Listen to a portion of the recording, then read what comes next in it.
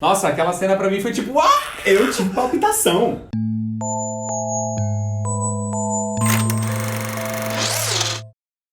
E aí, Rocamboliers, eu sou o Thiago. E eu sou o Jean, esse é o canal Rocambole. Aqui a gente fala de série, fala de filme. Então você já conhece a gente? E aí, galera, se não conhece ainda, aproveita esse momento, se inscreve no canal, deixa o seu like e segue o nosso Instagram que tá tendo bastante coisa por lá. Missa da Meia-Noite finalmente estreou e finalmente a gente tá falando dela aqui no canal. Tá meio atrasado.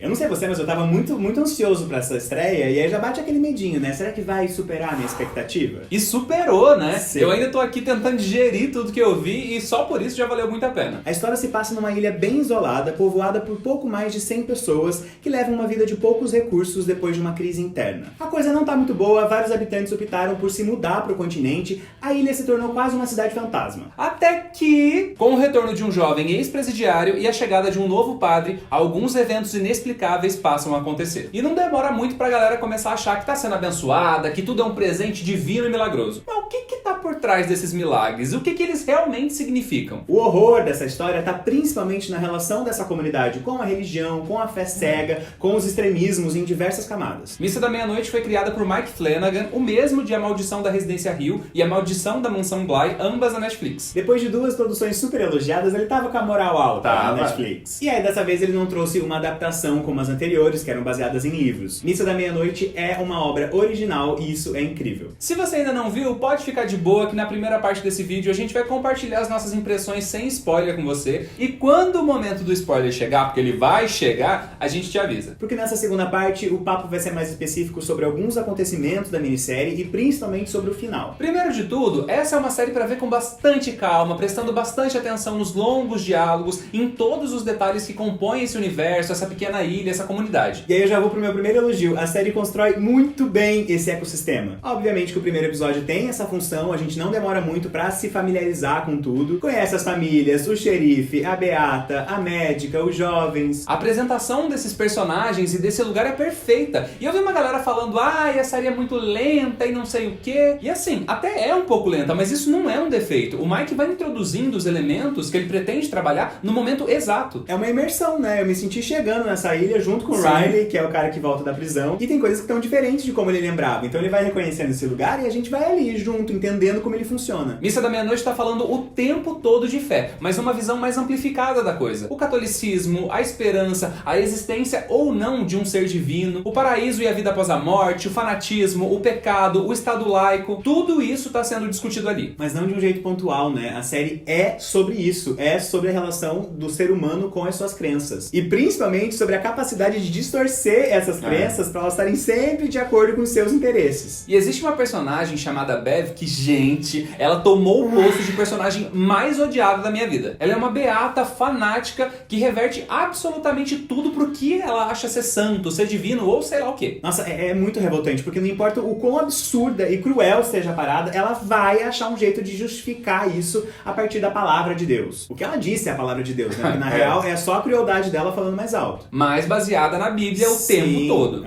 Essa mulher sabe a Bíblia de cor inteira, Sabe. eu fico chocado. Êxodos 13, 22, Meu 14. Deus. Lucas... tarararara. Isso não é spoiler, mas o padre em uma das missas fala que a moralidade se altera conforme a vontade de Deus. E que a vontade de Deus não é estática, não é eterna, então ela vai se modificando conforme as necessidades do mundo. E essa seria uma maneira de pensar muito interessante. Pois é, mas pra Bev isso só serve pra validar qualquer coisa que ela acha que tem que ser validada. Porque é a vontade de Deus. Então se ela achar que é interessante, que é a vontade de Deus, seja sair matando as pessoas que estão afastadas da igreja, por exemplo, ela vai seguir a vontade de Deus. Exatamente, se essa é a vontade dele, então a moralidade já se alterou. Mas que ser especial ela pensa que é pra estar tão atualizada assim do que Deus quer? O roteiro tá o tempo todo cutucando essa ferida do narcisismo que tá relacionado a tudo isso. Eu converso com Deus todo dia, então eu sou especial. Eu faço tudo que ele quer, eu mereço coisas boas mais que todo mundo. Pois é, e aí vira uma competição o troço. E vem também o rolê do milagre seletivo, que só acontece com quem é bom de verdade, com quem segue a palavra divina, com quem frequenta a igreja E principalmente. segue os mandamentos. Nesses assuntos, o Padre Paul e a Bev Bev entram em discussões maravilhosas e, gente, o texto dessa série é uma coisa de outro mundo, sério. É extremamente profundo e filosófico e passa por tantos assuntos importantes e não tem medo de falar e de levar tempo pra falar. Né? Porque tem diálogos longuíssimos. E um ou outro pode ser até meio cansativo, porque entrega as coisas muito mastigadinhas, mas não deixa de ser muito rico. E ao mesmo tempo a série trabalha muito bem as imagens também, não é tudo baseado nas falas. Os personagens dizendo muito sem falar nada, e aí quando eles falam, aprofundam talvez os maiores questionamentos da vida. O que acontece quando a gente morre? Nossa, a série tem uma abordagem sensacional pra essa pergunta. Que não é uma pergunta que se pode responder, na verdade, mas o roteiro tem uma sensibilidade maravilhosa. Tá, gente, mas então não é terror? Ó, eu encontrei um texto classificando a série como um drama de horror e eu concordo muito com isso. Existe sim o elemento terror, ele tá ali, mas não sei se é exatamente o terror que as pessoas costumam procurar. Porque a coisa vai se transformando, né? E no início a gente acha que o terror vem de um lugar. E depois a gente começa a ficar aterrorizado com um fanatismo religioso que não tem limite. É realmente assustador ver onde essas pessoas conseguem chegar. E é assustador porque a gente consegue relacionar com tanta coisa da vida real, Nossa, né, gente? demais! O que mais tem aí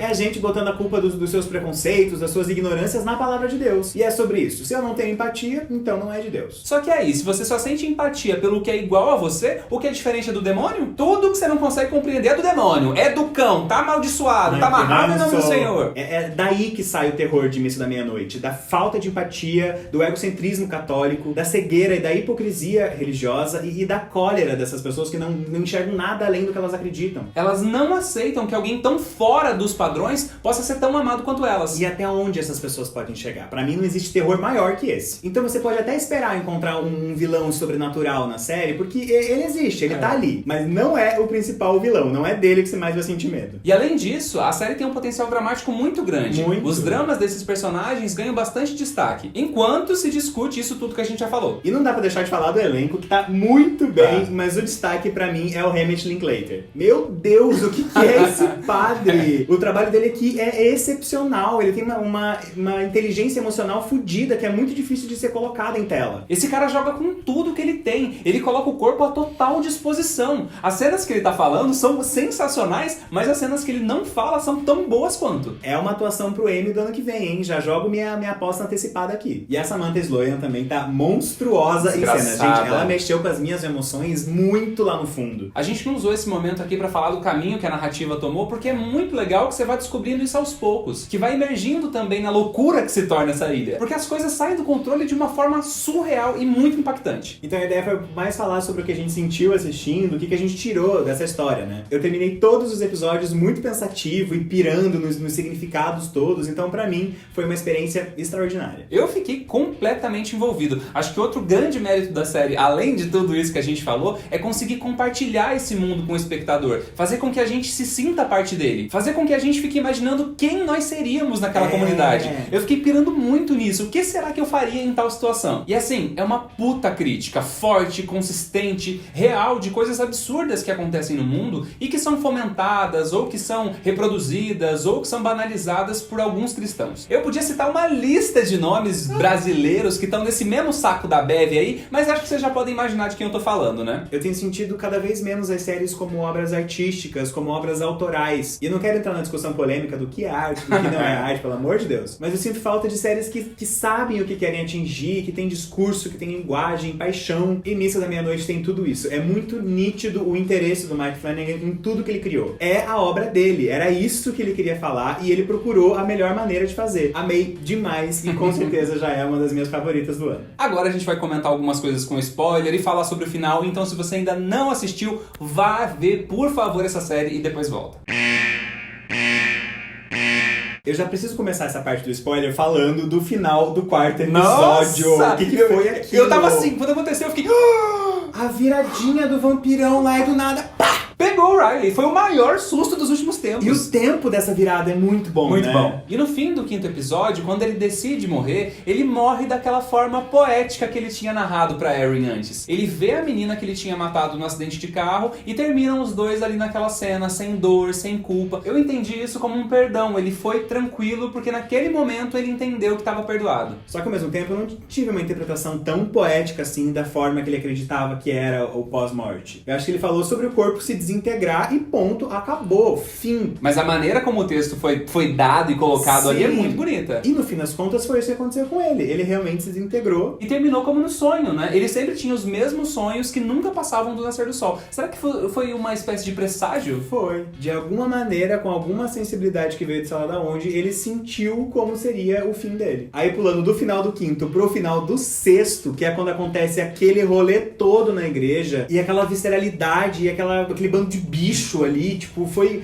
muito forte mesmo. E muito forte também a gente vê a imagem da igreja depois toda ensanguentada. E no final das contas, não era isso que o padre queria. Ele queria que as pessoas ficassem fechadas ali para que ele ensinasse elas a controlar esse desejo insaciável. Só que mesmo assim, ele ainda acreditava que era um presente divino tudo isso. A Bev também acreditava, só que de uma outra forma ainda. Então ele também estava cego, só que ele tem um nível de humanidade muito maior que o da Bev. Tanto que ele se dá conta da merda que ele fez, de fato, quando ele acorda e vê o caos que virou tudo aquilo. Um pouco tarde, não posso deixar de falar. Eu acho que se eu tivesse naquela situação, quando botasse a batina no bichão, eu ia falar, tem uma coisa que não tá dando certo aqui. Não, gente, se eu tivesse naquela situação, quando eu visse o bichão pela primeira vez, gente, pelo amor de Deus, é um vampiro, galera, é um vampiro. Não, mas dentro daquela caverna, aquele bichão com o olho brilhando, eu podia entender de uma outra forma. Agora quer dizer que o anjo é um anjo com pena de asa de pena e eu não sei, e mas aquilo não é, Porra. pelo amor de Deus. Mas esse que é o ponto, quem é que sabe como realmente é? Ninguém!